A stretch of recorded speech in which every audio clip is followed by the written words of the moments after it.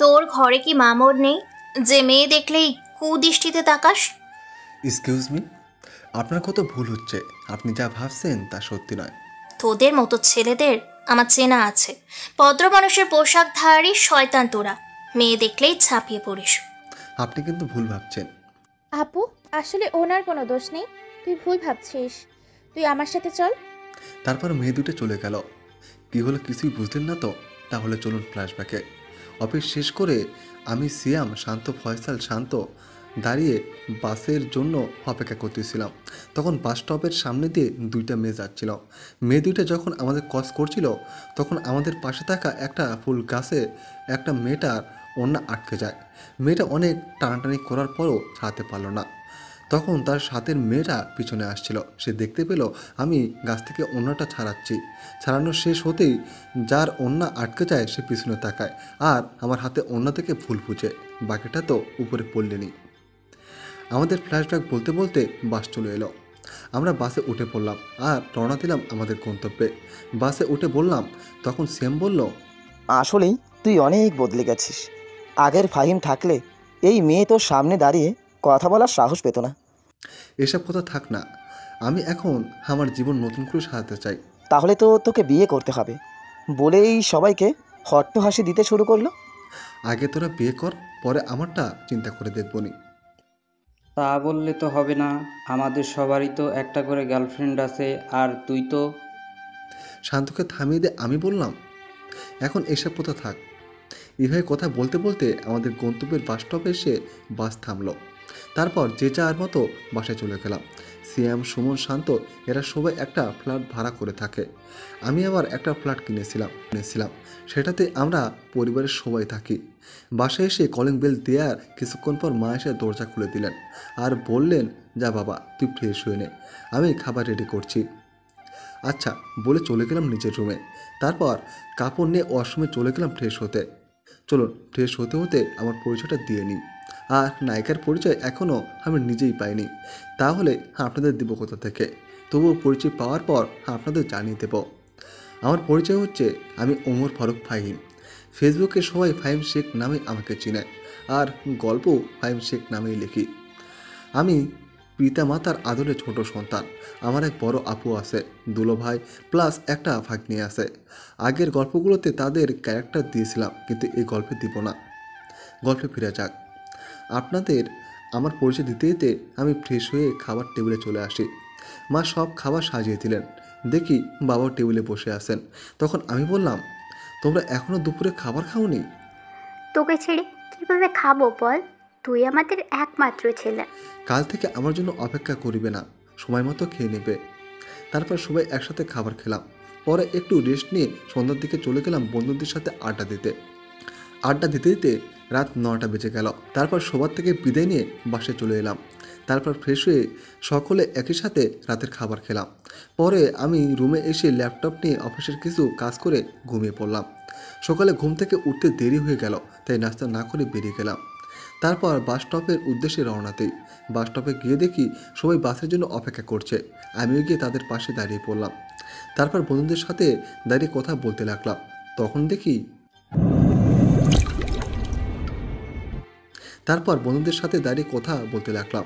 তখন দেখি কালকের ওই মেয়ে দুইটা এদিকে আসতেছে। তাই আমি দু হাত দু গালে দিয়ে দাঁড়িয়ে আছি, আর হারামিগুলো তা দেখে অবাক হয়ে গেল। গালে হাত দিয়ে দাঁড়িয়ে আসি কারণ কালকে থাপ্পড় দিয়ে আবার গালগুলো লাল করে দিয়েছিল, তাই গালে হাত দিয়ে দাঁড়িয়ে আসি আর কালকে থাপ্পড়ের কথা মনে করেছি। তখন মেয়েটা আমার কাছে এসে বলল, সরি, আসলে কালকে আমারই ভুল হয়েছিল। কোনো ব্যাপার না, মানুষ মাত্রই ভুল, আর ভুলের মাধ্যমেই মানুষ শিক্ষা গ্রহণ করে। হ্যাঁ, এটা ঠিকই বলেছেন। কালকে রাতে মিষ্টি আমাকে সব কিছু খুলে বলেছিল। তখন আমার নিজেরই খুব খারাপ লাগছিল কালকে ব্যবহারের জন্য, তাই সকাল সকাল ক্ষমা চেয়ে নিতে চলে এলাম। আচ্ছা, আমি তো বললাম আমি আপনাকে ক্ষমা করে দিয়েছি। আর একটা কথা, কখনো কোনো কিছু না জেনে কোনো কিছুর বিচার করবেন না। আচ্ছা, আমরা কি বন্ধু হতে পারি? মেয়েটার সাথে কথা বলতে বলতে বাস চলে এলো, তাই আমি বললাম, আজকে আমি চলি। অন্য একদিন পরিচিত হব, বন্ধুত্ব করব। এখন বাস মিস করলে আমার চাকরি চলে যাবে। আচ্ছা, তাহলে আগামী শুক্রবার এই রেস্টুরেন্টে চলে আসুন। সেই দিন আমার জন্মদিন, সেই দিনই না হয় পরিচিত হব। সাথে আপনার বন্ধুদেরও নিয়ে আসবেন। ঠিক দুপুর 3টায় আসবেন। তারপর খাওয়া দাওয়া করে আমাদের সাথে আড্ডা দিবেন এবং রাতে কেক কাটা শেষ হলে যেতে হবে। আচ্ছা, চেষ্টা করব। চেষ্টা না, আসতেই হবে। আচ্ছা বলে বাসে উঠে পড়ি। তারপর অফিসে চলে যাই। আজকে অফিসে আসতে 20 মিনিট লেট হয়েছে। মেয়েটার সাথে কথা বলিতে বলিতে বাস চলে যায়। তার পরের বাসে আমাকে আসতে হয়। আর হারামিগুলো আমার একা রাইখেই আগের বাসে চলে আসে। অফিসে ঢুকে নিজের কেবিনে গিয়ে বসলাম। বসার সাথে সাথে পিয়ন এসে বলল যে বস নাকি আমাকে ডাকছেন, আর বস নাকি বলেছে এখনই আমাকে তার কেবিনে যেতে। আমিও চলে গেলাম বসের কেবিনে। আর যাওয়ার আগে কালকে রাতে যে ফাইলটা কমপ্লিট করেছিলাম তা নিয়ে গেলাম। যাওয়ার পর বসের কথা শুনে অবাক হলাম। তিনি আমাকে ঝাড়ি দেওয়ার বদলে বসতে বললেন। আমিও বসে পড়লাম। তারপর বসের সামনে ফাইলটা রাখিলাম। আর একটা কথা, আমাদের বস কিন্তু মেয়ে, সবে মাত্র মাস্টার্স কমপ্লিট করে তার বাবার কোম্পানিতে জয়েন করে। ফাইলটা দেখে বস বলিলেন, আগের মতো কাজটা তো ভালোভাবে করলেন, তা আজকে আপনি এত লেট হলো কেন? আসলে ম্যাম আজকে রাস্তায় একটু সমস্যা হয়েছিল, তাই আসতে লেট হয়ে গেল। ডাহা মিশা কথা কইলাম। সত্যি কথা বললে আমার খবর হয়ে যেত। যে বদ রাখি। তাহলে আপনার বন্ধুরা আগে আসলো কিভাবে? তারা কি প্ল্যান দিয়ে এসেছে নাকি? আচ্ছা, নেক্সট টাইম যেন লেট না হয়। যান, গিয়ে নিজের কেবিনে কাজ করুন। আচ্ছা বলে সেখান থেকে কেটে পড়ি। আর ভাবিতে লাগিলাম যে আজকে 20 মিনিট লেট হয়েছে, তা ম্যাম কিছু বললো না। আর আগে তো 5 মিনিট লেট হলেই কথা শোনাতো। আজকে ম্যাডামের কি হলো? এসব ভাবিতে ভাবিতে আমার ডেস্কে এসে কাজ করতে লাগলাম। তখন সিএম এলো একটা ফাইল নিয়ে। তখন তাকে ফাইলের যে জায়গায় বোঝে না সেটা বুঝিয়ে দিলাম।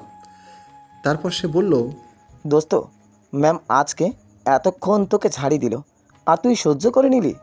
আরে না ম্যাম, আজকে কিছুই বলেনি। বলিস কি? আমরা তো 5 মিনিট লেট করলেই কথা শোনাতে ছাড়ে না, আর তুই 20 মিনিট লেট করলি, তাও কিচ্ছু বললো না? তারপর কিছুক্ষণ কথা বলে সিএমও চলে গেল তার ডেস্কে। তারপর আবার কাজে মনোনিবেশ করলাম। কাজ করতে করতে কখন যে লাঞ্চের টাইম হয়ে গেছে খেয়ালই করিনি। তখন হিমা এসে বলল, ফাহিম ভাই, আর কত কাজ করবেন? লাঞ্চের সময় তো শেষ হয়ে যাবে। লাঞ্চ করবেন না নাকি? ও হ্যাঁ, আসলে কাজের চাপে মনে ছিল না যে এখন লাঞ্চের টাইম। তাহলে চলুন একসাথে ক্যান্টিনে যাই, পরে লাঞ্চ করে আসি। আজ না, অন্যদিন আপনাদের সাথে যাব। এখন বন্ধুদের সাথেই যাব। আপনার বন্ধুরা কখনোই লাঞ্চ করতে চলে গেছে, তাই বলছিলাম আর দেরি না করে চলুন, না হলে সময় শেষ হয়ে যাবে। আচ্ছা চলুন। তারপর হিমের সাথে ক্যান্টিনে চলে গেলাম। সেখান থেকে লাঞ্চ করে আবার নিজের ডেস্কে গিয়ে কাজ করতে লাগলাম। তারপর কাজ শেষ করে বন্ধুরা সবাই একসাথে অফিস থেকে বের হয়ে বাস স্টপে চলে যায়। সেখানে গিয়ে বাসের জন্য অপেক্ষা করতে লাগলাম। তখন ম্যাম তার গাড়ি নিয়ে এসে আমার সামনে রাখলেন আর আমাদের লিফট দিতে চাইলেন, কিন্তু আমরা মানা করে দিলাম। তারপর তিনি চলে গেলেন। আমাদেরও বাস চলে এলো, তাই আমরা বাসে উঠে পড়লাম নিজেদের গন্তব্যের উদ্দেশ্যে। তারপর বাসায় এসে ফ্রেশ হয়ে নিলাম। ফ্রেশ হয়ে নিচে গিয়ে খাবার খেয়ে নিলাম। খাবার খেয়ে রুমে গিয়ে রেস্ট নিচ্ছি, এমন সময় লিমন কল দিল। তারপর কল রিসিভ করলাম। তখন লিমন বলল, দোস্ত কই তুই? কেন, বাসায় আসি। এখন একটু মাঠে আয়, আজকে একটা খেলা আছে পাশের এলাকার সাথে। আচ্ছা, তুই সিএম আর সাইফুলকে কল করে বল আসতে, আমিও আসছি। তাদের নিয়ে তোকে চিন্তা করতে হবে না, তারা এখন মাঠেই আছে। আর আসার সময় কিছু টাকা নিয়ে আসিস। আচ্ছা।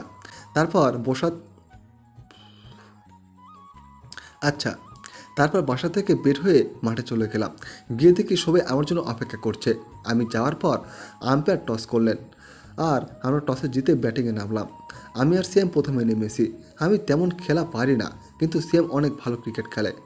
আমি কোনো রকমে 2 ওভারে 20 রান করেছিলাম আর সিএম একাই 80 রান করেছে। আমরা তাদের 180 রানের টার্গেট দিই। 120 বলে 180 রান লাগে। প্রথম ওভার সিএম করলো, সে 1 ওভারে 2 উইকেট নিয়ে নিল আর 10 রান দিল। পরের ওভার আমি করলাম, আমি তাদের 8 রান দিয়ে 1 উইকেট নিলাম। তারা 10 ওভারে 50 রানে অল আউট হয়ে যায়। আর আমরা ম্যাচ জিতে যাই। তারপর আমরা কিছুক্ষণ আড্ডা দিলাম, পরে একটা রেস্টুরেন্টে গিয়ে খাওয়া দাওয়া করে বাসায় চলে আসি। আর আজকে খাওয়া সব টাকা লিমন দিয়েছে, কারণ তার বিয়ে ঠিক হয়েছে, তাই সে আমাদের ট্রিট দিল। বাসায় এসে ফ্রেশ হয়ে দিলাম এক ঘুমানোর প্রস্তুতি নিচ্ছিলাম, তখন মা এসে বলল, ফাহিম, এভাবে আর কতদিন চলবে? কেন, কি হয়েছে? আর কতদিন পুরনো স্মৃতি আগলে ধরে বেঁচে থাকবে? এটাকে কি বেঁচে থাকা বলে? আজ হঠাৎ কি হলো যে এসব কথা বলছিস? আমি আর তোর বাবা কতদিনই বা বাঁচবো বল? এইবার অন্তত বিয়েটা কর, আমাদেরও তো ইচ্ছে করে তোকে হাসি খুশি দেখতে। আমি কতবার বলবো যে বিয়ে জীবনে একবারই হয়, তাই আমি আর বিয়ে করতে পারবো না। আর কতদিন অধরা স্মৃতি আগলে ধরে বেঁচে থাকবি? আমরা যে তোকে এই অবস্থায় আর দেখতে পারছি না। এই বলে মা চলে গেল। আজ খুব বেশি কষ্ট হচ্ছে, আর খুব মনে পড়ছে অধরার কথা। কেন তুমি তোমার ওয়াদা ভঙ্গ করে চলে গেলে আমাকে একা করে? আমি তো তোমাকে দিয়ে কথা রেখেছি, কিন্তু তুমি কেন তোমার কথা রাখলে না? আমাকে একা করে চলে গেলে না ফেরার দেশে। যাওয়ার সময় একবারও কি আমার কথা তোমার মনে পড়েনি যে আমি তোমাকে ছাড়া কীভাবে থাকবো? আজ খুব মনে পড়ছে তার কথা। আজকে ভীষণ কষ্ট হচ্ছে, কারণ যে সেদিন তাকে নিয়ে বেরিয়েছিলাম। যদি সেদিন তাকে নিয়ে বের না হতাম, তাহলে আজ অধরা আমার সাথেই থাকতো। তারপরে এই কষ্ট ভোলার জন্য 2 প্যাকেট সিগারেট নিয়ে ছাদে চলে গেলাম। মানুষ বলে সিগারেটের ধোঁয়ার সাথে নাকি মানুষের কষ্টগুলো উড়ে যায়। এখন সবাই ঘুমাচ্ছে, রাত কম করে হলেও 1টা বাজে। সিগারেট খাচ্ছি, কিন্তু তারপরে যেন মনে হচ্ছে আমার কষ্টগুলো আমাকে আরও ঘিরে ধরেছে। খুব করে চিৎকার দিয়ে অধরাকে ডাকতে মন চাচ্ছে। তারপর দিলাম অধরা বলে একটা চিৎকার, আর বললাম, অধরা, হেই অধরা, তোমার কি আমার কথা মনে পড়ে না? আমার তোমার কথা খুব মনে পড়ে। আমি আর পারছি না তোমাকে ছাড়া থাকতে। তুমি আমাকে ছাড়া কীভাবে থাকতে পারছো? কথা দিয়েছিলে একসাথে দুজন বেঁচে থাকবো, কিন্তু তুমি তোমার কথা না রেখে চলে গেলে আমাকে একা রেখে। কথাগুলো শেষ করে খেয়াল করলাম আমার গলাতে রক্ত পড়তেছে। তারপর আর কিছু মনে নেই, আমি জ্ঞান হারাই ফেললাম। যখন জ্ঞান ফিরল তখন নিজেকে হাসপাতালে বেডে আবিষ্কার করলাম। তাকিয়ে দেখি আমার পাশে বাবা, মা, আপু, দুলা ভাই আর আমার ভাগ্নে বসে আছে। তখন দেখলাম আপু মাকে কী যেন বলছে, আর আপুকে দেখে মনে হচ্ছে খুব রেগে আছে আম্মুর উপর। তারপর আপু আমার কাছে এসে বলল, এরপর যেন এমন না হয়, যদি হয় তাহলে আমার থেকে খারাপ কেউ হবে না। আমাকে উদ্দেশ্য করে, আর তোকে বলছি, তোর যেভাবে ভালো লাগে সেভাবে চলবি। আর একটা কথা, তোর চাকরির দরকার নেই, সুস্থ হয়ে বাবার কোম্পানিতে জয়েন করবি। আর সেটা ভালো না লাগলে তোর দুলা ভাইয়ের সাথে জয়েন করবি। বুঝতে পারছিস আমি কি বললাম? আমি শুধু মাথা নেড়ে হ্যাঁ সূচক উত্তর দিলাম। কথা বলতে পারছি না, অনেক জোরে চিৎকার করাতে গলার একটা রগ ছিঁড়ে গেছে। জোড়া লাগাতে 2 দিন বা 3 দিন লাগবে, ডাক্তার বলল। আর কিছু ওষুধ লিখে দিল এবং সেইগুলো খেতে বলল 1 সপ্তাহ। পরের দিন বিকেলে আমাকে রিলিজ দেওয়া হয় হাসপাতাল থেকে। সন্ধ্যার সময় হারামিগুলো আমাকে দেখতে আসলো, সাথে করে ফল নিয়ে এলো। তাদের সাথে অনেকক্ষণ আড্ডা দিলাম। পরে তারা আমাদের সাথে ডিনার করে চলে গেল। পরে আর 2-3 দিন অফিসে যায়নি। অফিস থেকে ছুটি নিয়েছি 1 সপ্তাহের জন্য। অসুস্থ থাকায় বসও না করতে পারেনি। পরের দিন সকালে ঘুম থেকে উঠে জগিং করতে গেলাম, আর ফিরে এসে দেখি সবার নাস্তার টেবিলে আমার জন্য অপেক্ষা করতেছে। আমিও তাড়াতাড়ি করে ফ্রেশ হয়ে এসে খেতে বসে পড়লাম। সবাই খাওয়া শুরু করলাম। তখন বাবা বলল, ফাহিমে মা, তুমি ছেলেকে বিয়ের কথা বললে কেন? মানা করে দাও, এখন বুঝতে পারছো? বুঝবার পারছি, কিন্তু আমাদের বললেই হতো যে সেই মেয়ে পছন্দ করে রাখছে। কী নিয়ে তোমরা কথা বলতেছো? কি নিয়ে আর কথা বলবো? আজকে আমাদের হবু বৌমা আসলো, সে না আসলে তো জানতেই পারতাম না যে তুই তলে তলে এত দূর এগিয়ে গেছিস। বাবার কথা শুনে বিষম খেলাম। কে কে- কে এসেছিল? এখন তোতলাতে হবে না, তোর যে গার্লফ্রেন্ড আছে এটা আমাদের বললেই পারতি, আমরা কি না করতাম নাকি? মেয়েটা আসলেই দেখতে সুন্দর, যেমন মেয়েটার রূপ তেমনই মেয়েটার গুণও আছে। কে না কে এসে বলেছে সে আমার গার্লফ্রেন্ড, আর তারা মেনে নিয়েছে। আর একটা কথা, আমি কাউকে কখনো আর ভালোবাসতে পারবো না, আর আমার কোনো গার্লফ্রেন্ড নাই। আমি যেন এসব আর কখনো না শুনি। রাগী কণ্ঠে কথাটা বলে আমি খাবার টেবিল থেকে উঠে চলে আসি। তারপর রুমে এসে ভাবতে লাগলাম যে মেয়েটাকে আমি যেন এসব আর কখনো না শুনি। রাগী কণ্ঠে কথাটা বলে আমি খাবার টেবিল থেকে চলে আসি। থাক না মা, ছেলেটির সবে মাত্র একটা বিপদ থেকে উঠেছে, আর ওর মতো চলুক না। মা, তোমাদের মেয়ের জামাই কিন্তু ঠিকই বলেছে, আর সে এখনও তার অতীতকে ভুলতে পারেনি। ওকে আর চাপ দিও না। তারপর রুমে এসে ভাবতে লাগলাম যে মেয়েটা কে হতে পারে যে আমার বাসা পর্যন্ত চলে এসেছে আর নিজেকে আমার গার্লফ্রেন্ড বলে দাবি করতেছে। আবার আমার অফিসের বস থাকি কয়েকদিন যাবতই দেখতেছি মায়াটা আমার লাগে খুব ভালো ব্যবহার করতেছে। ভাবা শেষ করে মোবাইল নেওয়ার জন্য মোবাইলটা পেলাম না। তারপর সারা রুম খুঁজলাম কিন্তু পেলাম না। তারপর আপুকে ডাক দিলাম যে আমার ফোন কোথায় তা জানার জন্য। আপু, এই আপু, কই তুই? তাড়াতাড়ি আয়। কি হয়েছে? সারের মতো চেঁচাচ্ছিস কেন? আর এখনো গোসল করিস নি কেন? নামাজে যাবি না? আমার ফোনটা কি দেখছিস নাকি? আর আজকে এখনই গোসল করবে কেন? মাত্র 12টা বাজে। তোর মোবাইল সাদিকার কাছে, আর আজকে শুক্রবার, তাই এখনই গোসল করতে বললাম। কি? আজকে শুক্রবার আর তুই আমাকে এখন বলতেছিস? যা, সাদিকাকে বল আমার মোবাইল দিয়ে যেতে। বলে আমি গোসল করতে চলে গেলাম।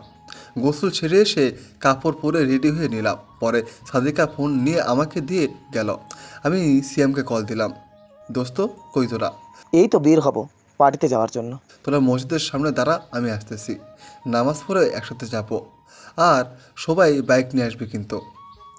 সিয়াম আচ্ছা বলে কেটে দিল। তারপর আমি বাইকের চাবি নিয়ে বের হচ্ছি, এমন সময় মা বলল, কি রে, কোথাও যাচ্ছিস নাকি? একটা ফ্রেন্ডের জন্মদিন আজকে, তাই তার জন্মদিনে যাচ্ছি।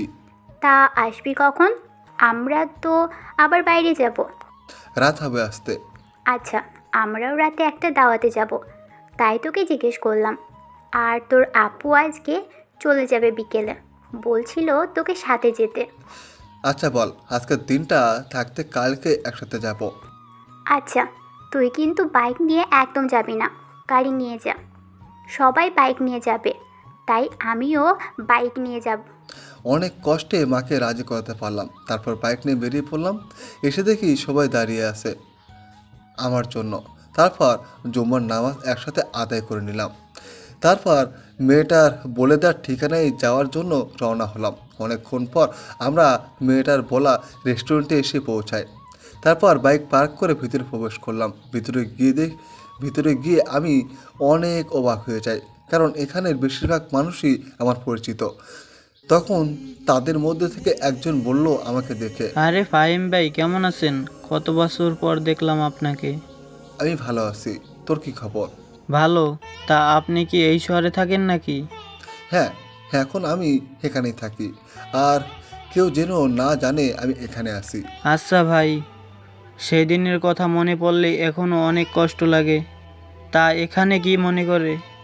একজনের বার্থডেতে এসেছি। ইরামের সাথে কথা বলতে বলতে মেয়েটা এসে আমার পাশে দাঁড়ালো, আর মেয়েটা বলল, কেমন আছেন? আর কখন এলেন? আলহামদুলিল্লাহ, আপনি? এই তো 15 থেকে 20 মিনিট হলো এখানে এসেছি। আমিও ভালো আছি। তাই এখানে দাঁড়িয়ে আছেন কেন? ভিতরে গিয়ে বসুন আপনারা, আপনাদের জন্যই সবাই অপেক্ষা করতেছি। আমাদের জন্য মানে? আগে লাঞ্চ করুন, পরে সবার সাথে পরিচয় করিয়ে দেব আপনাকে। আচ্ছা, এখানে প্রায় সব মানুষই আমাকে ভালো করেই চিনে। তারপর সবাই বসলাম খাবার খাওয়ার জন্য। মেয়েটাও আমার পাশে এসে বসলো। আমি সিএমকে বললাম সেজন্য আমার পাশে বসে, কিন্তু বসলো না। খাবার খাচ্ছি, তখন মেয়েটা বলল, আমি ইসরাত, এবার অনার্স প্রথম বর্ষে পড়ি। আর আপনার নাম কি? আমার নাম ফাহিম শেখ, এখন একটা কোম্পানিতে চাকরি করি। এভাবে তার সাথে কথা বলতে বলতে খাওয়া শেষ করে নিলাম। পরে সবাই মিলে আড্ডা দিতে লাগলাম, আর বাকি গেস্ট নাকি রাতে আসবে। আড্ডার এক পর্যায়ে ইসরাত বলল যে এখন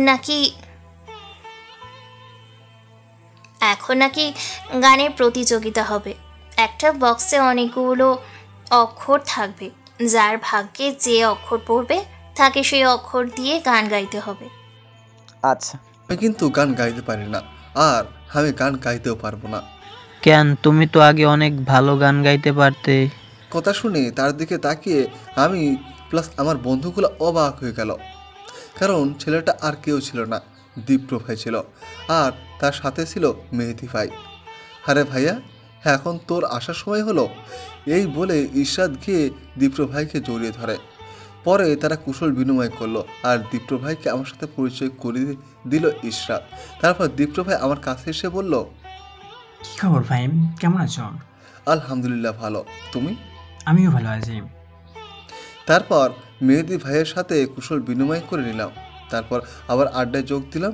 একে একে সবাই বক্স থেকে একটা করে অক্ষর নিচ্ছে, আর যার ভাগ্যে যা পড়ছে তাতে গান গাচ্ছে। তারপর সবার শেষে আমার পালা এলো। আমি গান পারি না বললাম, কিন্তু ওই যে দীপ্র ভাই পেঁয়াজটা লাগিয়েছে।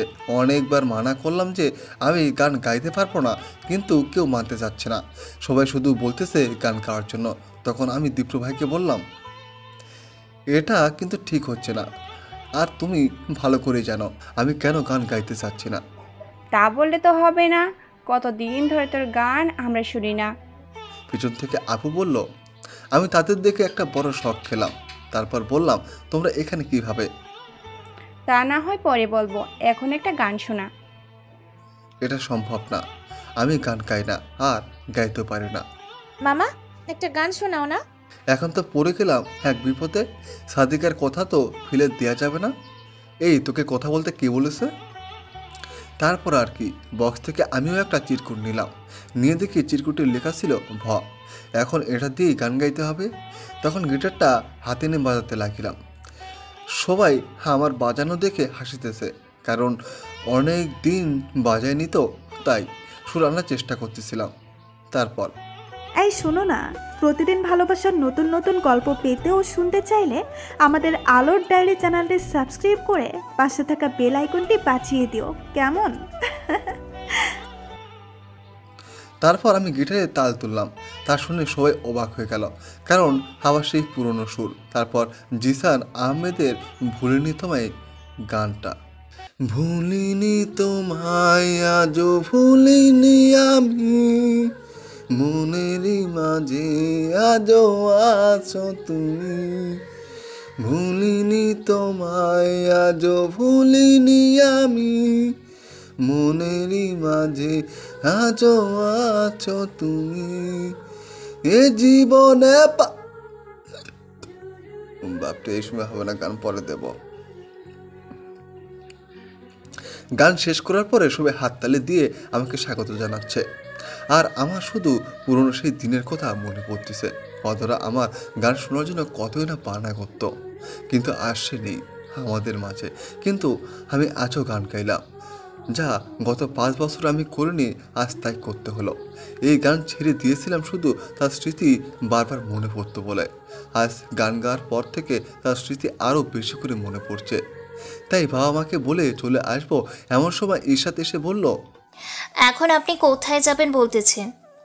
আমি এখন বাসায় যেতে যাচ্ছি, আমার ভালো লাগছে না। না, এখন আপনি কোথাও যেতে পারবেন না। দেখো, এখন আমাকে যেতেই হবে, না হলে তোমার সমস্যা হবে। আমি কিছু শুনতে চাই না, আপনি এখন কোথাও যাবেন না। দেখুন, আমাকে থামিয়ে দিয়ে ইশরাত বলল, আপনি এখন কোথাও যাবেন না, ফাইনাল। দেখুন, এক কথা আমি বারবার বলতে পছন্দ করি না। আমি বললাম তো আপনি এখন যেতে পারবেন না। বললাম তো এখন যাব, আপনি আমাকে বাধা দেওয়ার কে? আমার ব্যাপারে কথা বলতে আসবেন না। আমার চিৎকার শুনে সবাই আমার দিকে তাকিয়ে আছে, আর ইশরাত ভয়ে কাঁচুমাচু হয়ে গেছে আর কান্না করতেছে। কথাটা বলে আমি সেখান থেকে চলে আসি, আর আসার সময় ড্রাইভারকে বললাম আমার বাইক নিয়ে আসতে, আর আমি গাড়ি নিয়ে চলে আসি। আসার সময় কয়েক প্যাক সিগারেট নিয়ে আসলাম, নিয়ে ছাদে চলে গেলাম, গিয়ে একটা করে জ্বালাতে লাগলাম আর টানতে লাগলাম। অপরদিকে আমি আসার পরপরই দীপ্ত ভাই ইশরাতের কাছে এসে জিজ্ঞাসা করলো, তুই ওকে কি বলেছিস যে ফাহিম এরকম রিয়েক্ট করলো? আমি ওনাকে শুধু বলছি যে এখন না যেতে, কেক কাটার পরে যেতে, কিন্তু তিনি রাজি হননি। আমি অনেকবার বলার পরেও তিনি রাজি হননি, আর তিনি এই রিয়াক্ট করলো। তুইও তো জানিস না ফাহিম সম্পর্কে, সে যা বলে একবারই বলে, সে কথা থেকে তাকে কেউ সরাতে পারে না। যে পারতো সেও আর তার কাছে নেই, চলে গেছে অনেক দূরে তাকে একা করে। ভাই, আমি তোকে বলেছিলাম না আমি একজনকে ভালোবাসি? জানিস সে কে?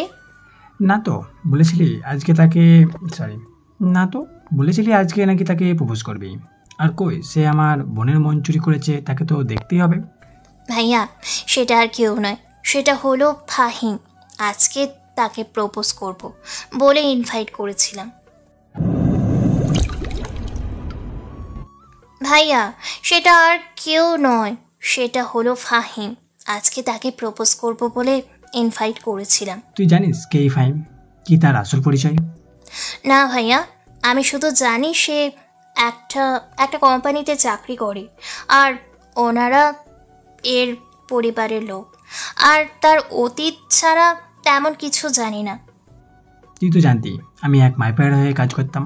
হ্যাঁ ভাই, কিন্তু তার সাথে ফাহিমের কি সম্পর্ক? তাহলে শোন, আমি যে মাফিয়ার হয়ে কাজ করতাম সে হলো ফাহিম, শহরের নাম করা মাফিয়া ফাহিম ভাই। সে ছিল মধ্যবিত্ত পরিবারের ছেলে, কিন্তু পরিস্থিতি তাকে বাধ্য করে এই পথে আসতে। এভাবে বললে কি হবে? সব কিছু খুলে বলো। সে মাফিয়া হলে এরা কি তার পরিবারের লোক না? হ্যাঁ, এরা তার আসল পিতামাতা, বোন, দুলা ভাই। তাহলে তাকে সবটাই বলি। ফ্ল্যাশব্যাক, আজ থেকে 5 বছর আগে। তখন ধনীরা গরিব আর মধ্যবিত্তের তুচ্ছ মনে করত, আর তখন মাস্তানদের উৎপাত বেশি চলো। তখন আমার আর 1 বছর বাকি ছিল পড়ালেখা শেষ করতে, আর ফাহিমের 2 বছর। আমরা একই ভার্সিটিতে পড়তাম। আমি তার সিনিয়র তো মনেই হতো না। আমাদের যে কেউ দেখলে বলবে আমরা 2 বন্ধু। একদিন আমরা ভার্সিটির গেট দিয়ে ঢুকবো, এমন সময় দেখলাম একটা ছেলে একটা মেয়ের শরীর থেকে তার ওড়না ফেলে দিয়েছে, আর তার সাথীরা সেই মুহূর্তে ভিডিও করছে। তারপর দেখলাম ছেলেটা মেয়েটার জামাই হাতে ছেড়ে দিচ্ছে। তার কলেজের সবাই দাঁড়িয়ে দেখতেছে, কেউ কোনো প্রতিবাদ করছে না। তখন আমি আর ফাহিম প্রিন্সিপালের কাছে গিয়ে জিজ্ঞেস করলাম যে স্যার, এইসব কি হচ্ছে? আর এদের দেখে মনে হচ্ছে না এরা এই কলেজের ছাত্রী, কিন্তু মেয়েটা তো এই কলেজের, তাহলে কেউ কিছু বলছে না কেন? তখন স্যার বলল, হ্যাঁ, এই মেয়েটা এই কলেজের ছাত্রী আর আমার মেয়েও, কিন্তু এদের বিরোধিতা করার স্বার্থ কেউ নেও। এরা এই শহরের নাম করা মাস্তান, তাই তাদের বিরুদ্ধে কেউ কথা বলতে পারে না। আমার মেয়ে এই কথা না জেনে তাদের বিরুদ্ধে প্রতিবাদ করেছিল, তাই তারা আজ তার ইজ্জত নিয়ে টানাটানি করছে। আমি তার বাবা হয়েও কিছু বলতে পারছি না, আর তাদের বাবারাও এক একজন নেতা, মন্ত্রী, বড় বিজনেসম্যান। দীপ্র ভাই, তোমাকে আমি বলেছিলাম না যে আমার অতীতে কেউ যেন না জানতে পারে? তাও তুমি কেন তাকে বলতে গেলে? দীপ্র ভাই আর ঈর্ষাদ আমার কথা শুনে পেছনে ফিরে আমাকে দেখে অবাক হয়ে যায়। তখন ঈর্ষাদ বলল, কেন? আপনের অতীত শুনলে কি মহাভারত অশুদ্ধ হইয়া যাইব নাকি? আমি আপনার অতীত জানতে চাই, তাই ভাই বলছে। আমার অতীত জেনে কি করবেন? পারবেন কি আমাকে আমার এই কষ্ট থেকে মুক্তি দিতে? আপনারা কি ভাবছেন আমি এখানে আবার কেন এলাম? ঈর্ষাদের সাথে খারাপ ব্যবহার করেছিলাম, তাই মাপ চাইতে এসেছিলাম। আর এসে শুনে দীপ্র ভাই ঈর্ষাদকে আমার অতীত বলতেছে। পরে কি হয়েছে বলেননি তো, বাকিটা পড়তে সাথে থাকুন। আগে শুনি, তারপর না হয় চেষ্টা করব। তাহলে শুনুন। সেদিন যখন দীপ্র ভাই স্যারের সাথে কথা বলা শেষ করে মাঠে তাকিয়ে দেখে যে ছেলেগুলো মাটিতে গোড়াগড়ি করছে আর তারা সবাই আদমনার মতো পড়ে আছে, তখন দীপ্র ভাই দেখে আমি আর সিয়াম, সুমন, শান্ত তাদের পাশে দাঁড়িয়ে আছি। তখন দীপ্র ভাই বুঝে গেল যে তাদের এই অবস্থা কারা করেছে। তখন সবার উদ্দেশ্যে বললাম, তোমাদের এই লজ্জা হওয়া উচিত। তোমাদের ক্লাসমেট, জুনিয়র, সিনিয়র এক আপুর ইজ্জত এইভাবে কিছু ছেলে নিতে যাচ্ছিল, আর তোমরা তার প্রতিবাদ না করে দাঁড়িয়ে তামাশা দেখতেছ। বাহ, কি দারুণ! আর যদি তোমাদের কারো বোনের যদি এইভাবে ইজ্জত নষ্ট হতো, তোমরা কি দাঁড়িয়ে থাকতে? মানলাম তারা মাস্তান, কিন্তু তোমরা তো আর তাদের থেকে সংখ্যায় কম না। সবাই আমার কথায় শুনে মাথা নিচু করে রাখলো। তখন আমি আমার শার্টটা খুলে মেয়েটাকে দিলাম আর বললাম শার্টটা পরে নিতে। তারপর সেই শার্টটা পরে নিল। আমরা আর সেদিন ক্লাস না করে ঘুরতে চলে গেলাম। সেদিন সবাই ঘোরাঘুরি করে সন্ধ্যার দিকে যে যার মতো চলে গেলাম। রাতে হালকা পরে দিলাম এক ঘুম। সকালে ঘুম থেকে উঠে ভার্সিটি চলে গেলাম। ভার্সিটি গেট দিয়ে ঢুকে ক্লাসে যেতে লাগলাম। এমন সময় পিছন থেকে কে যেন ডাক দিল। পিছনে ফিরে যা দেখলাম তা দেখার জন্য মোটো প্রস্তুত ছিলাম না। লুকিয়ে ক্লাসে যেতে লাগলাম।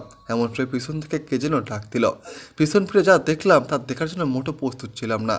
দেখি কিছু ছেলে হাতে কিছু অস্ত্র নিয়ে দাঁড়িয়ে আছে, আর তাদের সাথে আছে কালকের ছেলেগুলোর মধ্যে একজন। আর বুঝতে বাকি রইল না যে তারা আমাকে মারার জন্য এসেছে। তাই আমি সেই ছেলেগুলোকে উদ্দেশ্য করে বললাম, কালকে কি তোর শিক্ষা হয়নি যে আজকে আবার এসেছিস? তুই জানিস না যে তুই কার সাথে পাঙ্গা নিয়েছিস? দেখ, ইরাম ভাইয়ের ছেলেদের গায়ে হাত দেখাচ্ছি বলে একটা হকি স্টিক নিয়ে এগিয়ে এলো আমাকে মারার জন্য। ছেলেটা আমার কাছে আসার আগেই দেখি ছেলেটা মাটিতে লুটিয়ে পড়ল। পাশে তাকিয়ে দেখি সিয়াম, শান্ত, লিমন, দীপ্ত ভাই আর আমার বাকি বন্ধুরা দাঁড়িয়ে আছে, আর তাদের সবার হাতে আছে হকি স্টিক। তাদের দেখেই সবগুলো পালিয়ে গেছে। তারপর আমি বললাম, দোস্ত, আজকে ইরামের আস্তানায় মিশন হবে, সবাই রেডি থাকিস। আচ্ছা। তারপর ক্লাস করে সবাই যে যার মতো চলে গেলাম। দুপুরে খাবার খেয়ে দিলাম এক ঘুম। সন্ধ্যায় সিয়ামের কলে ঘুম ভাঙে। কল করে সিয়াম বলল, দোস্ত, সবাই রেডি আছে, আজকে ইরামের এমন শিক্ষা দিব যে সারা জীবন মনে রাখবে। তা ঠিক আছে, কিন্তু আমাদের মিশন আমরা মাঝরাতে করব, কারণ আমাদের কাছে তেমন কোনো হাতিয়ার নেই। তাই তারা ঘুমিয়ে পড়লে তাদের উপর হামলা করব, যাতে সহজে আমাদের কাজ করতে পারি। আচ্ছা বলে কল কেটে দিলাম। তারপর সবাই একত্রিত হলাম, বসে আমাদের আড্ডাখানে আড্ডা দিতে লাগলাম। তারপর রাত 1টার সময় আমরা ইরামের আস্তানায় হামলা করলাম, আর আমরা সাকসেস হই।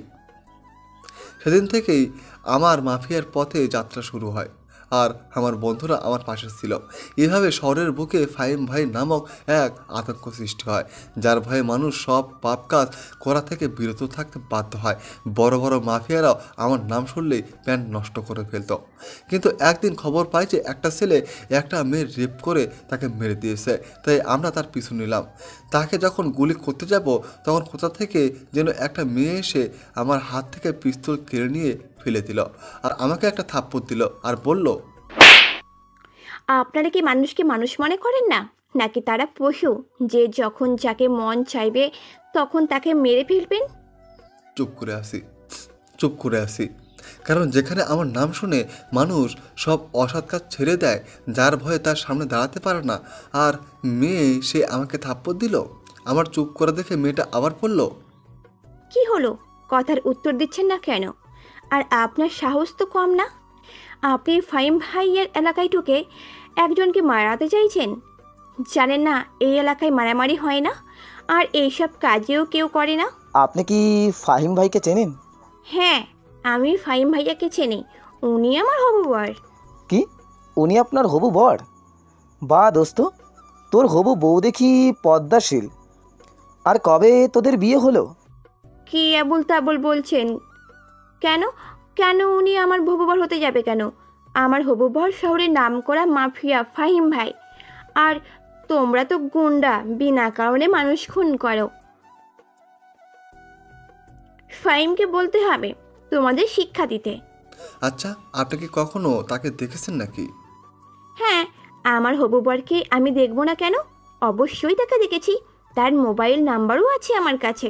আচ্ছা, তাহলে আপনার হবু বরকে কল দিন এখানে আসতে, দেখি কে এই ফাহিম ভাই, যার নামে শহরের মানুষ ভয়ে কাঁপে। তা কল দিতে হবে কেন? কি হলো, আপনি তোতলাচ্ছেন কেন? দোস্ত, তুই ভাবিকে সময় দে, আমরা ওই ছেলেটাকে দেখছি। তুই ঠিকই বলছিস। এর আগেও একজন আমার কাছে বলেছিল যে একটা মেয়ে নাকি এলাকায় আমার নাম ভাঙিয়ে চলে। তাহলে আপনি সেই মেয়ে যে কিনা আমার নাম ভাঙিয়ে চলেন? কি হলো, চুপ করে আছেন কেন? তা জিজ্ঞাসা করলাম, তার উত্তর দেন, আর আপনার পরিচয় দেন, না হলে এমন জায়গায় পাঠিয়ে দেব যে যেখান থেকে আর ফিরতে পারবেন না। তারপর মেয়েটা বলল, আমার নাম অধরা, বাবা মা কেউ নেই, একটা অনাথ আশ্রমে বড় হয়েছি, সেখান থেকেই পড়াশোনা করছি। আর আমি শুনেছি আপনি নাকি আমার সব খরচ বহন করেন, তাই আমি এই কথা বলেছি। ওহো, আপনাদের তো বলাই হয়নি।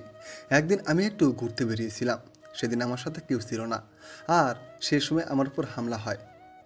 সেদিন একটা মেয়ে আমাকে বাঁচিয়েছিল, আর সে হলো অধরা। আর পরে তার বিষয়ে খবর নিয়ে জানতে পারি যে সে নাকি একটা অনাথ আশ্রমে থাকে, আর তখন থেকে আমি তার সব খরচ দিই, কারণ প্রথম দেখাতে আমি তার প্রেমে পড়ে যাই।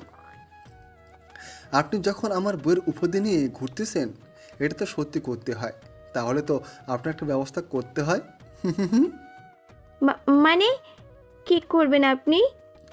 এই যে আপনি আমার বউ বলে বেড়াচ্ছেন সকলের কাছে, সেটা তো সত্যি করতে হয়। মানে মানে এখন আমি আপনাকে বিয়ে করব। আমি কেন আপনাকে বিয়ে করতে যাব? আপনি তো মাফিয়া জগতের কিং। আপনাকে যদি আমি বিয়ে করি, তাহলে আপনার শত্রুরা যদি আপনার উপর প্রতিশোধ আমার উপর নেই। আমি বেঁচে থাকতে আপনার উপর একটা আঁচড়ও আসতে দেব না। কেন?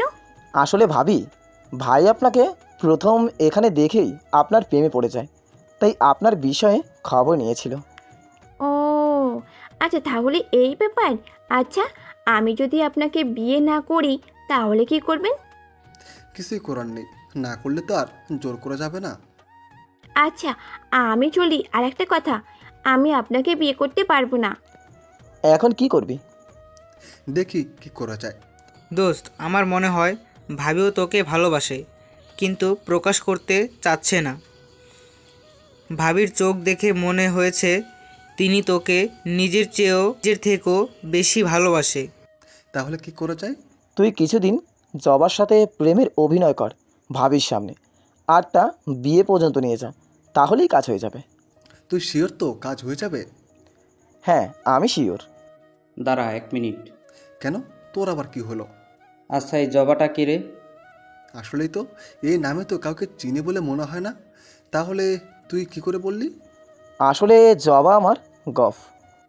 আচ্ছা দেখি কি হয়। তারপর আমরা আমাদের মিশন শুরু করি, যার নাম মিশন অধরা। প্ল্যান ভালো মতোই কাজ করছিল।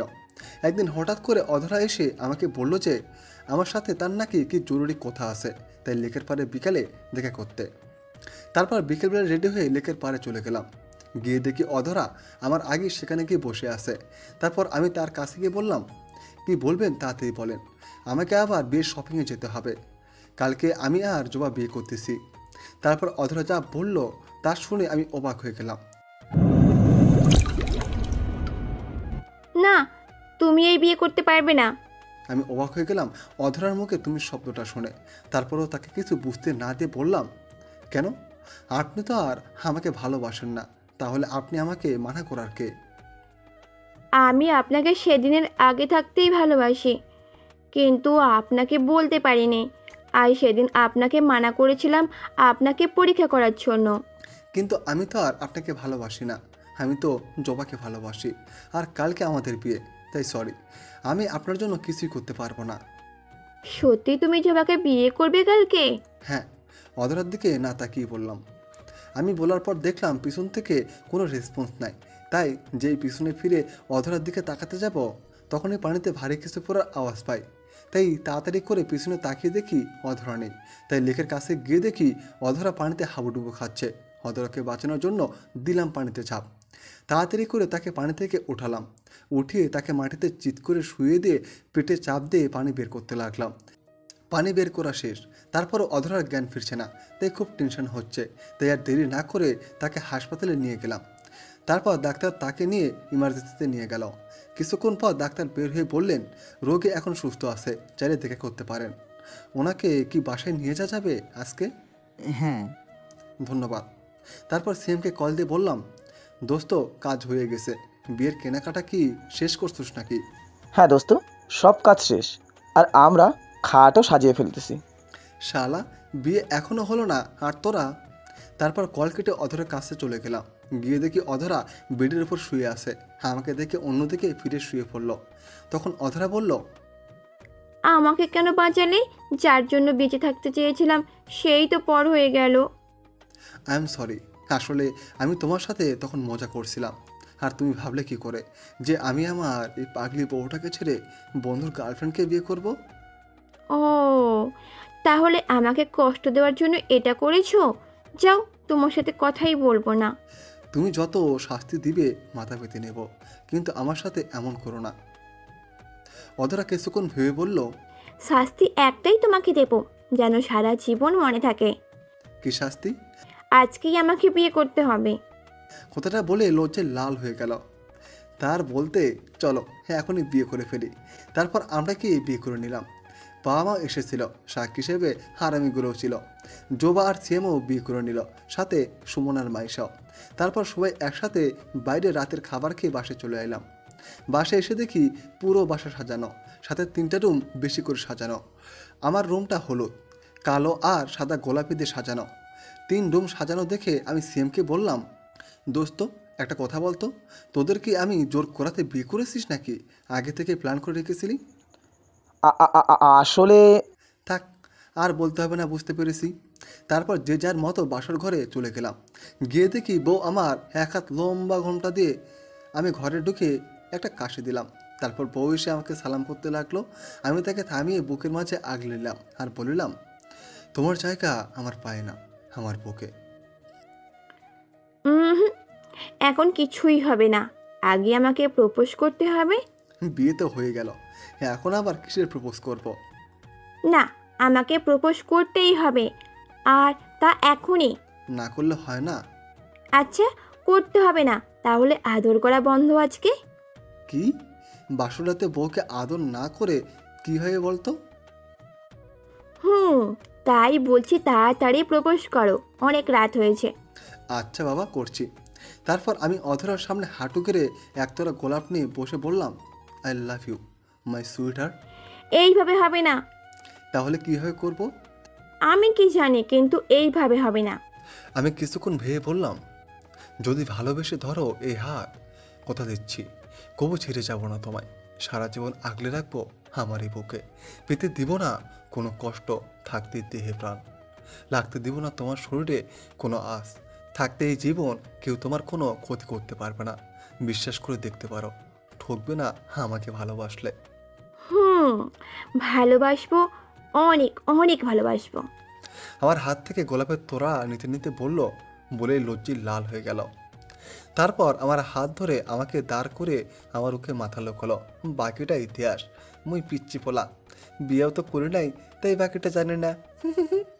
সকালে অধরাটাকে ঘুম ভাঙে, উঠে দেখি জানালা দিয়ে হালকা রোদের আলো প্রবেশ করছে, আর সে আলোকে আমার পরিটাকে আরও সুন্দর লাগছে। বিশেষ করে ভেজা চুলে অপরূপ সুন্দর লাগছে। আমি তাকিয়ে তাকিয়ে তা উপভোগ করতে থাকি। আমার এভাবে তাকিয়ে থাকা দেখে অধরা বলল, এইভাবে তাকিয়ে কি দেখতেছো এমন করিয়া? হ্যাঁ এখন তো আবার, বলে একটা দুষ্ট হাসি অধরার দিকে এগোতে লাগলাম। এই না না না, এখন আর কিচ্ছুই হবে না, তাড়াতাড়ি ফ্রেশ হয়ে নিচে চলো, সবাই নাস্তার টেবিলে আমাদের জন্য অপেক্ষা করছে। তারপর অধরের কপালে একটা ছোট্ট চুমু দিয়ে ফ্রেশ হতে চলে গেলাম। ফ্রেশ হয়ে এসে নিচে চলে গেলাম দুজনে একসাথে। তারপর সবাই একসাথে বসে নাস্তা করলাম। নাস্তা করে রুমে এসে বসে ল্যাপটপে গেম খেলছিলাম। এমন সময় অধরার আগমন। তাকে দেখে মনে হলো কিছু বলতে চাচ্ছে, তাই আমি জিজ্ঞাসা করলাম, কিছু কি বলবে?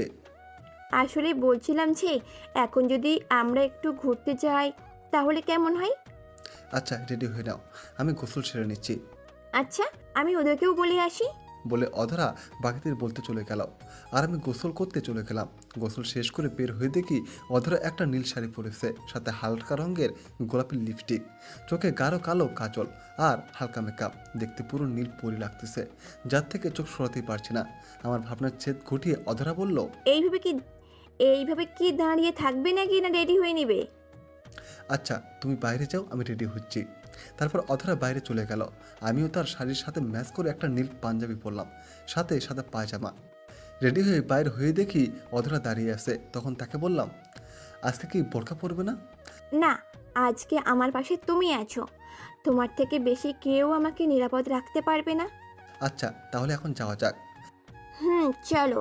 দুজনে যখন সিঁড়ি দিয়ে নামছি তখন দেখি সবগুলো হারামি আমাদের দিকে ড্যাব ড্যাব করে তাকিয়ে আছে, আর অধরা তো দেখে ভীষণ লজ্জা পেল। তারপর তাদের সামনে এসে আমি বললাম, কিরে এভাবে হা করে আছিস কেন? কি করবো বল, জীবনেই প্রথমবার পরি আর রাজকুমার দুটোই একসাথে দেখলাম তো তাই। হয়েছে, আর পাম দিতে হবে না, এখন চল, দেরি হয়ে যাচ্ছে। তারপর বাবা মার থেকে বিদায় নিয়ে বেরিয়ে পড়লাম। সাথে গার্ডও আছে। গার্ড বলতে আমার গ্যাংয়ের ছেলেগুলোই।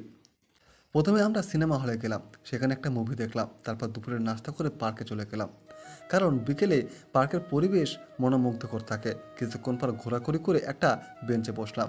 তখন অধরা বলল সে নাকি বাদাম খাবে, তাই সকলের জন্য বাদাম আনতে যাচ্ছিলাম। তখন শুনতে পেলাম, আমি যখন বাদাম কেনার জন্য যাচ্ছিলাম তখন গাছের নিচে দাঁড়িয়ে থাকা কিছু ছেলের কথা শুনতে পেলাম। তারা অধরাকে নিয়ে কিছু বাজে কথা বলতেছিল, আর তাদের মধ্যে একজন বলল, দোস্ত, তোর কাজটা কিন্তু ঠিক হচ্ছে না। একে তো তুই ফাহিম ভাইয়ের এলাকায় মাস্তানি করার জন্য এসেছিস, তার উপর আবার একটা মেয়েকে নিয়ে বাজে মন্তব্য করতেছিস।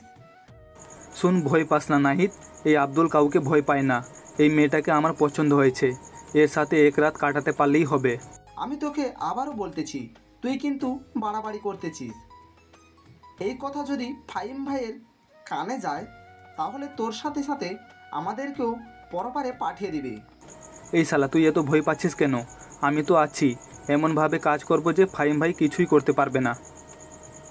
আর এই মেয়েকে তো আমি আমার বিছানায় এনেই ছাড়বো। এদের কথা শুনে আমার মাথা গরম হয়ে গেল, তাই সেখানে আর না থেকে বাড়িতে চলে গেলাম। বাসে এসে ফ্রেশ হয়ে নিলাম, তারপর বেলকনিতে গিয়ে বসলাম। কিন্তু মাথা কিছুতেই ঠান্ডা করতে পারছি না, বারবার তাদের বলা কথাগুলো কানে বাজছিল। তখনই অধরা আমার কাছে এসে জিজ্ঞাসা করলো, কি হয়েছে তোমার? বাসায় এসে দেখছি তুমি এইভাবে বসে আছো, আর কি যেন ভাবছো। না, কিছু হয়নি। আর একটা কথা, তুমি এরপর থেকে আমার সাথে বাইরে গেলে বা কারোর সাথে যদি যাও তাহলে বোরকা ছাড়া যাবে না। কেন, কি হয়েছে? বললাম তো, বোরকা ছাড়া বাইরে বের হবে না।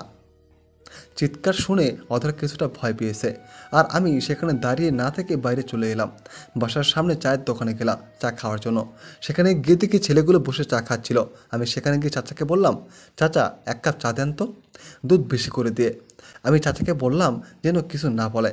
তারপর আমি বললাম, আচ্ছা চাচা, আপনার সাথে আমার কিছু কথা আছে, একটু সাইডে আসেন তো। তখন চাচাকে সাইডে নিয়ে চাচার থেকে জানতে পারি তারা নাকি সেই বিকেল থেকে এখানে বসে আছে আর বারবার আমাদের বাড়ির দিকে তাকাচ্ছে। তারপর চাচাকে নিয়ে আবার দোকানে চলে এলাম, বসে চা খাচ্ছি। এমন সময় আব্দুল নামে ছেলেটার ফোনে একটা কল আসে। জি বস, বলুন। জি বস। আচ্ছা বস, আপনি যেমন বলেছেন তেমনই হবে। তারপর কল কেটে দিয়ে সেখান থেকে চলে যায়। তারা চলে যাওয়ার পর আমি সিএমকে কল করে বললাম দেখা করতে। কালকে সকালে পরে আমি বাসায় চলে আসি। বাসায় যাওয়ার সময় পাগলিটার জন্য আইসক্রিম আর ফুচকা সাথে কালো গোলাপ নিয়ে গেলাম। বাসায় গিয়ে কলিং বেল দিয়ে সাথে সাথে পাগলিটা দরজা খুলে দিল। দেখে মনে হয় দরজার কাছেই ছিল। তারপর যেগুলো তার জন্য এনেছিলাম সেগুলো তার হাতে দিলাম। পাগলিটা এগুলো হাতে পেয়ে খুব খুশি হলো, আর বিকেলের ব্যবহারের জন্য ক্ষমা চেয়ে নিলাম। এর প্রতি উত্তরে পাগলিটা বলেছিল আর কোনোদিন যেন এমন ব্যবহার না করি, যদি করি তাহলে আমার থেকে অনেক দূরে চলে যাবে। আমি বললাম, আচ্ছা ঠিক আছে, এখনও কি দরজায় দাঁড় করে রাখবে নাকি ভিতরে যেতে দিবে? ও সরি, ভেতরে এসো, আর রুমে গিয়ে ফ্রেশ হয়ে খাবার টেবিলে চলে এসো।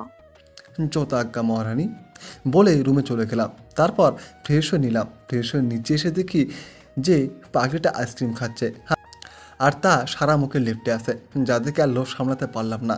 গিয়ে তার মুখে লেগে থাকা আইসক্রিমগুলো চেটে খেতে লাগলাম। হঠাৎ হওয়ায় অধরা চমকে গেল। তারপর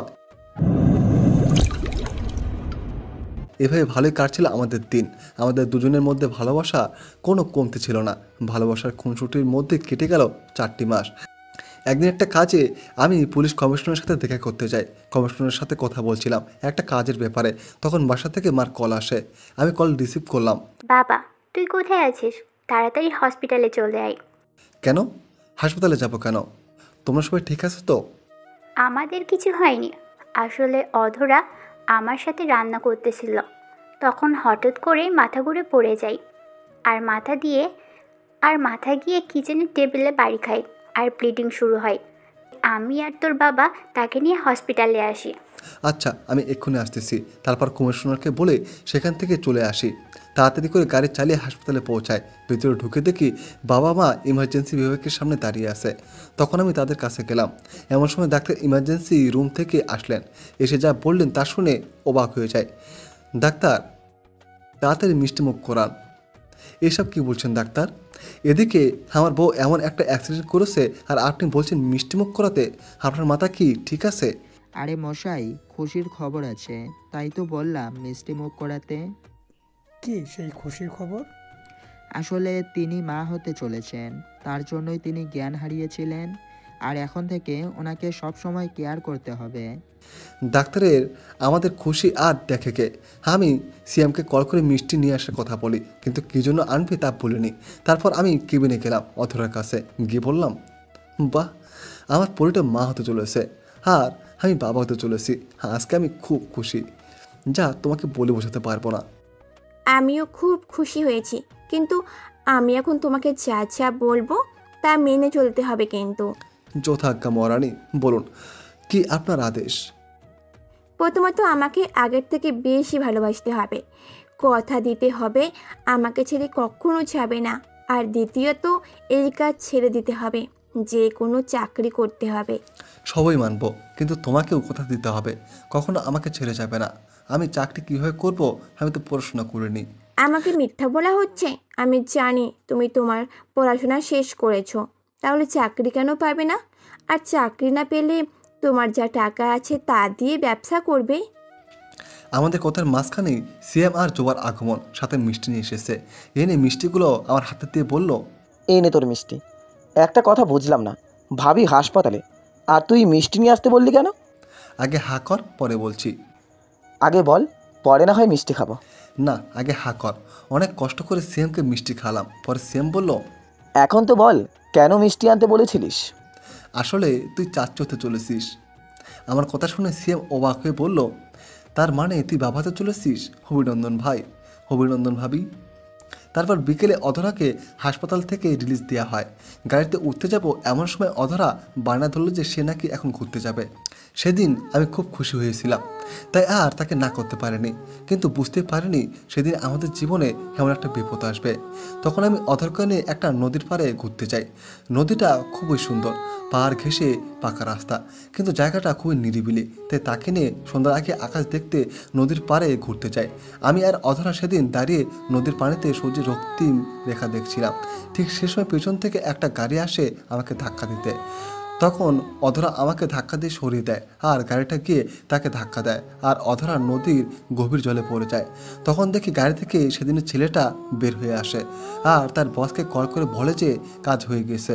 তখন তা দেখে আমার মাথা প্রচণ্ডভাবে গরম হয়ে যায়, তাই পিস্তলের ভিতরে যা বুলেট ছিল সব তার শরীরে ভরে দিই। তারপর নদীর কাছে চলে যায়, কিন্তু অধরাকে দেখতে পাইনি।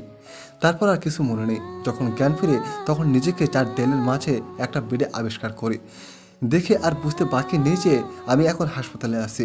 জ্ঞান ফেরা মাত্রই সেদিনের ঘটনা মনে পড়ে গেল, আর আমি পাগলের মতো অধরাকে খুঁজতে লাগলাম আর চিৎকার করে ডাকতে লাগলাম। তারপর দরজা খুলে আওয়াজ পেলাম।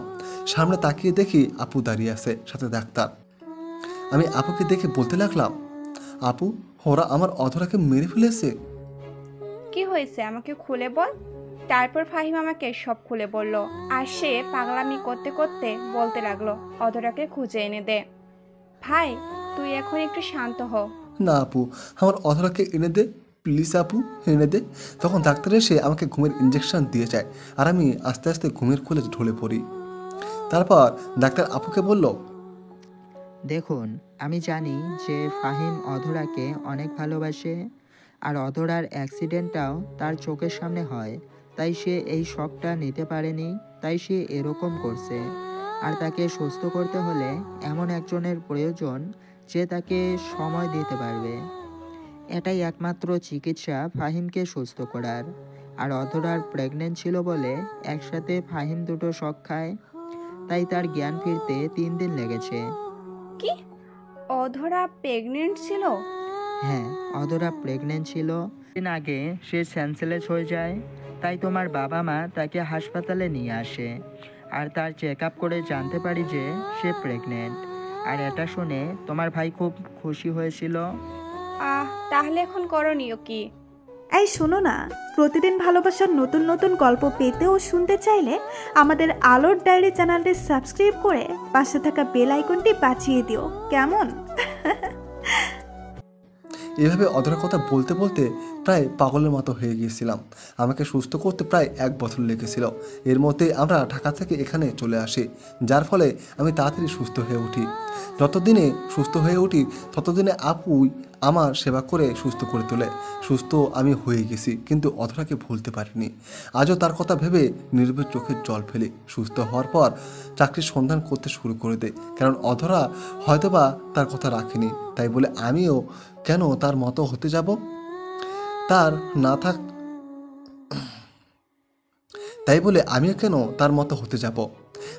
না থাকায় আমি যেমন চোখের জল ফেলি, তেমনই তার প্রতি এক বুক অভিমান রয়েছে। এখনও তার কথা মনে হলে নির্জন রাতে চিৎকার করে ডাকি, কিন্তু সবাই সে ডাক শুনতে পেলেও সে শুনতে পায় না। আর এরকম পাগলামি করতে গিয়ে সেন্সলেস হয়ে পড়ি, যার ফলে আমার মুখ দিয়ে রক্ত বের হয়। এই সমস্যা যখন হয় তখন আমাকে হাইড্রোসের ইনজেক্ট করা হয়। এতে আমি সুস্থ হই, কিন্তু আমার জীবন ঝুঁকিতে থাকে। তারপর একটা চাকরি খুঁজে এখন সেটাই করি। আমার অতীতের কাহিনী শুনে সবার চোখে জল এসে গেছে। আমার পাশাপাশি কাহিনী বলতেছিলাম দুজনকে, কিন্তু শুনে ফেলল জন্মদিনের পার্টিতে আসা সকলেই। কিন্তু তাদের মাঝে একজন ছিল যে কাহিনীর সম্পূর্ণটা জুড়ে আছে, কিন্তু আমি জানতামই না। আর হিসা তো অধরাকে চিনে না। তারপর দেখি তাদেরকে কাহিনী বলতে বলতে সকাল হয়ে গেছে। তাই সেখান থেকে বের হয়ে যখন দরজার কাছে চলে এলাম, তখন একটা ছোট মেয়ে এসে আমাকে জড়িয়ে ধরে পাপ্পা পাপ্পা বলে ডাকতে লাগলো। মেয়েটার বয়স 4 বছর হবে হয়তো। মেয়েটার ডাক শুনে ভাবতে লাগলাম, আর যদি অধরা বেঁচে থাকতো তাহলে আমাদের সন্তানও এমন বড় হতো, আর এই বাচ্চাটার মতো আমাকে বাবা বাবা বলে ডাকতো। তখন ঈশাদের কথায় আমার ভাবনার ছেদ ঘটে। দেখি ঈশাদ বাচ্চাটাকে ডাকতে ডাকতে আমার কাছে চলে এলো। তখন বাচ্চাটা ঈশাদকে বলল, আন্টি আন্টি দেখো পাপা। মেঘা মামনি, এটা তোমার পাপা না। না আন্টি, এটাই আমার পাপা। তুমি আম্মুকে এখানে ডেকে নিয়ে আসো। তখন আমি ঈশাদকে বললাম, এই মেয়েটাকে অনেক কিউট দেখতে। এটা আমার মামাতো বোনের মেয়ে। জন্মের পর থেকে তার বাবাকে দেখেনি, শুধু তার বাবার ছবি দেখেছে। কেন, তার বাবা কি মারা গেছে নাকি তার জন্মের আগে? না, তার বাবা মারা যায়নি। আসলে এর মা আমার মামার আপন মেয়ে না।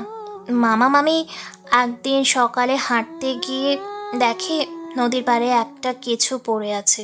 তখন তারা কাছে গিয়ে দেখে একটা মেয়ে পড়ে আছে অচেতন অবস্থায়। মেয়েটা তার মাথায় আঘাত পেয়েছিল। দেখে মনে হচ্ছিল কোনো গাড়ি জাতীয় কিছু ধাক্কা খেয়েছিল। তখন মামা তাকে হাসপাতালে নিয়ে গেল। এখানে মেয়েটার চিকিৎসা চলে। মেয়েটার মাথায় আঘাত লাগার ফলে তার এমার্জেন্সি সার্জারি করতে হয়েছিল। তাই মামা মামি তাকে নিয়ে সেই দিন রাতেই ভারত চলে যায়। এখানে নাকি এইরকম সার্জারি করা সম্ভব না।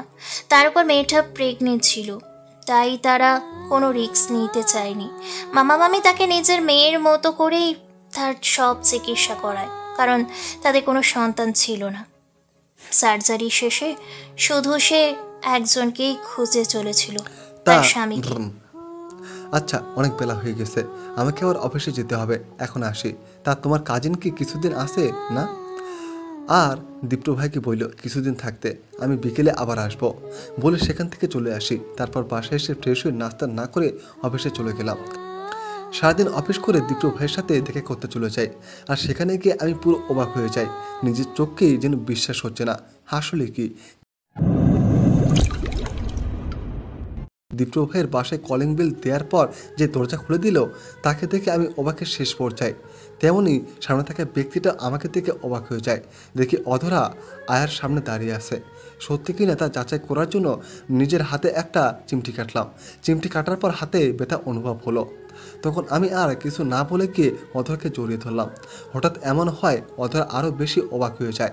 তখনই দীপ্ত ভাইয়ের আগমন। এসে আমাদের এইভাবে দেখে একটা কাশি দিল আর বলতে লাগলো, আমি কিন্তু কিছু দেখি নাই। আমি অধরাকে ছেড়ে দিয়ে একটা রাগী লোক নিয়ে দীপ্ত ভাইয়ের দিকে তাকালাম। অধরা এখনও একইভাবে স্ট্যাচু হয়ে দাঁড়িয়ে আছে। আর বলতে লাগলাম, দীপ্ত ভাই, তুমি এটা আমার সাথে করতে পারলে? আমি আবার কি করলাম?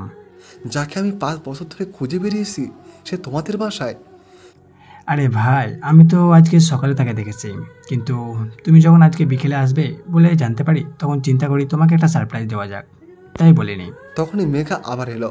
এবার আমাকে ডাকতে ডাকতে নয়, এবার অধরাকে ডাকতে ডাকতে এলো। আমি তো তা থেকে অবাক। তখন আমি অধরার থেকে জিজ্ঞাসা দৃষ্টিতে তাকালাম। ততক্ষণ মেঘা আমাকে দেখেনি। আমাকে দেখা মাত্রই পাপা পাপা বলতে বলতে আমাকে এসে জড়িয়ে ধরলো। তখন আবারও আমি অধরার দিকে জিজ্ঞাসা দৃষ্টিতে তাকালাম। তখন সে বলল, এটা আমাদের মেয়ে? হ্যাঁ, এটা আমাদের মেয়ে। তখন আর আমার খুশি দেখে 5 বছর পর নিজের ভালোবাসার মানুষটিকে পেলাম, সাথে আমাদের একটা ফুটফুটে মেয়েও পেলাম। তখন আমি দীপ্ত ভাইকে বললাম, মেয়ে বউকে পেয়ে গেছি বলে কি দরজা থেকে বিদায় করে দিবা নাকি? আরে না না, তোমরা কথা বলছিলে তাই। আচ্ছা ভেতরে আসো। ভেতরে গিয়ে দেখি দীপ্ত ভাইয়ের বাবা মা ছাড়াও তাদের আরও 2 জন বসে আছে। আমি গিয়ে সকলকে সালাম দিলাম। তখন আন্টি বলল, বাবা যদি কিছু মনে না করো তাহলে তোমার সাথে আমার একটা কথা ছিল। আরে আন্টি, এতে পারমিশন নেওয়ার কি আছে? আমি তো আপনার ছেলের মতোই, কোনো দ্বিধা ছাড়াই বলেন, আমি কিছু মনে করব না। বলছিলাম কি বাবা, তুমি যদি আমার মেয়েটাকে বিয়ে করতে, সে তোমায় অনেক ভালোবাসে। আমি তো আন্টির কথা শুনে রীতিমতো অবাক।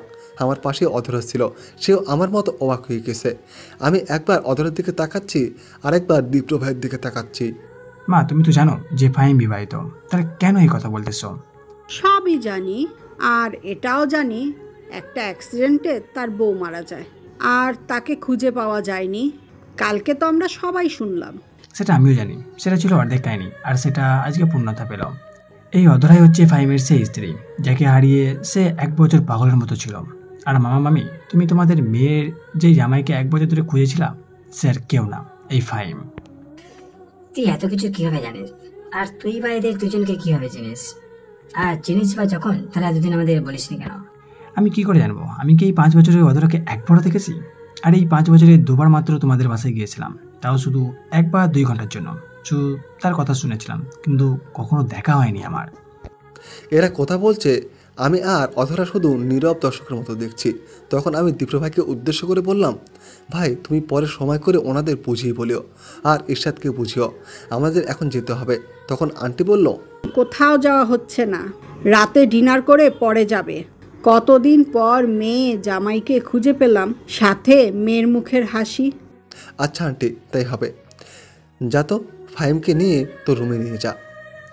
তখন অধরা আমাকে নিয়ে গেল একটা ঘরটা দেখে মনে হলো এটা ইরশাদের রুম, কারণ রুমের চারদিকে শুধু ইরশাদের ছবি। তখন দেখলাম অধরা কান্না করতেছে। তাদেরকে আমি বললাম, কি হলো, কান্না করতেছো কেন? আমার জন্য তোমাকে অনেক কষ্ট পেতে হয়েছে, তাই না? তা তো হয়েছে, কিন্তু আজকে রাতের সব সুদে আসলে আদায় করে নেব বলে অধরাকে জড়িয়ে ধরলাম। অধরা ছোটার জন্য অনেক চেষ্টা করতেছে আর বলতেছে, আরে কি করছো কি? ছাড়ো, দরজা খোলা আছে, কেউ এসে পড়বে। হ্যাঁ আসলে আসুক, হ্যাঁ আমি আমার বউকে জড়িয়ে ধরেছি, কে কি বলবে তাতে হ্যাঁ আমার কি যায় আসে। এটা শুনে অধরা লজ্জা পেল। তখনই ইরশাদ অধরাকে ডাকতে ডাকতে রুমে ঢুকে পড়ল, সাথে মেকআপ ছিল। আমি তাড়াতাড়ি করে অধরাকে ছেড়ে দিই। আমাদের এই অবস্থা দেখে ইরশাদ বলল, তুমি কখন এলে? এসেছি তো অনেকক্ষণই হলো, তা আপনি কোথায় ছিলেন? তা তুমি অধরা আপুর সাথে কি করছো একা ঘরে? তা জেনে তুমি কি করবে? আচ্ছা, আমি তোমাকে একটা কথা বলতে চাই। আচ্ছা বলুন। আমি তোমাকে ভালোবাসি। এসব কি বলছেন আপনি? আর আমি বিবাহিত, হ্যাঁ আপনাকে আমি ভালো বন্ধু ছাড়া আর কিছুই বলি না। আর আপনাকে আমার স্ত্রীর সাথে পরিচয় করে দিই, এই হচ্ছে আমার স্ত্রী অধরা, যাকে আপনার মামাতো বোন হিসেবে চিনেন। আমার কথা শুনে ইরশাদ কান্না করতে লাগলো। তখন আমি আর অধরা অনেক কষ্টে ইরশাদকে বুঝিয়ে শান্ত করলাম। তখনই আপুর কল এলো। আমি রিসিভ করতে আপু বলল, কি রে, কই তুই? কয়টা বাজে দেখছিস? তোদের জন্য একটা সারপ্রাইজ আছে, এটা নিতেই দেরি হয়ে যাচ্ছে। ও তাই, তাড়াতাড়ি বাসে চলে আয়। তারপর কল কেটে দিলাম। পরে দীপ্ত ভাই এসে খাবারের জন্য ডাক দিল। তারপর গিয়ে শোবার সাথে খাবার খেয়ে নিলাম। তারপর শোবার থেকে বিদায় নিয়ে বাসার উদ্দেশ্যে রওনা দিলাম। বাসায় এসে কলিং বেল দেওয়ার আগে ওদেরকে বললাম মাথায় একটা লম্বা ঘোমটা দিতে, যাতে কেউ চিনতে না পারে। তারপর আমি কলিং বেল বাজালাম। আপু দরজা খুলে দিয়ে আমার সাথে মেয়েটাকে দেখে জিজ্ঞাসা করলো, ভাই এই মেয়েটাকে? আর তোর কোলে বাচ্চাটাই বা কে? কেন, তোরা তো এটাই চাইছিলি যে আমি বিয়ে করি, তাই আমি বিয়ে করলাম। আর এটা হচ্ছে আমাদের মেয়ে মেঘা। তাই বলে আপুকে থামিয়ে দিয়ে বললাম, এখানে দাঁড় করে রাখবি নাকি ভিতরে নিয়ে গিয়ে আমার বউকে দেখবি? ওহ সরি, ভিতরে এসো। আমরা ভেতরে গেলাম। আপু গিয়ে বাবা মাকে আর বাকি সবাইকে ডেকে নিয়ে এলো। সবাই আমাদের দেখে অবাক হয়ে গেল। তার থেকে বেশি অবাক হয়ে গেল যখন দেখলো এই মেয়েটা অধরা। আপু নাচ চিনলেও বাবা মা ঠিকই চিনতে পেরেছিল। তারপর তাদের সব কিছু খুলে পড়লাম। সবাই খুব খুশি হলো আর আমাদের মেয়েটাকে বাবা মায়ের কোলে তুলে দিলাম। তারপর সবাই অনেকক্ষণ আড্ডা দিয়ে রাত্রে 12টার দিকে ঘুমাতে গেলাম যে যার মতো। আর মেঘা চলে গেল বাবা মার সাথে ঘুমাতে। রুমে ঢুকে কি হলো তা বাংলা বইয়ে 440 পেজ থেকে পড়ে নেবেন। কেমন? সকালবেলা অধরা চুলের পানিতে ঘুম ভেঙে গেল। তারপর উঠে আমিও ফ্রেশ হয়ে নিলাম। পরে সবকটা হারামকে কল করে তাদের বউবেলা বাচ্চাদের নিয়ে চলে আসতে, কিন্তু কেন তা বলিনি। 30 মিনিটের মধ্যে সবাই এসে হাজির হলো আমার বাসায়। আর তারা অধরাকে দেখে যেন নিজেদের চোখকে বিশ্বাস করতে পারছে না। তারপর সবাই মিলে আড্ডা দিতে লাগলাম। তখনই সিয়াম, যাক হ্যাঁ এখন আর কোনো সমস্যা নাই, অধরও আমাদের মাঝে আসে। আর আমি সিয়ামকে থামিয়ে বললাম, এসব কথা থাকুক না। তারপর সবাই মিলে অনেক আনন্দ করলাম। এখন আমাদের পরিবারে আবার আগের মতো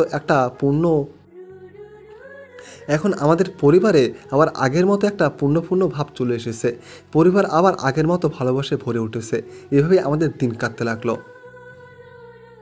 গল্পটা সিজন 1 এখানেই শেষ। আপনারা চাইলে এই গল্প সিজন 2 নিয়ে আসবো, কমেন্ট করে জানিয়ে দিবেন কিন্তু।